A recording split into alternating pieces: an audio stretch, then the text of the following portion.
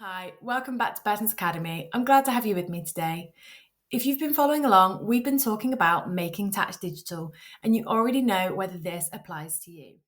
In this session, we will talk about the quarterly updates and what to include. The quarterly updates summarise unadjusted income and expenses with no tax or accounting adjustment required. Income and expenses tax category totals for the period. For example, you are not sending HMRC transactional data. Similar to the information provided in existing self-assessment tax returns, but provided quarterly. The taxpayer must declare disallowable amounts for each tax category, only required before submission of the tax return, but can be completed quarterly. Thanks for following along this series of Making Tax Digital. I hope this has been helpful. If you haven't already checked out my other Making Tax Digital videos, please do.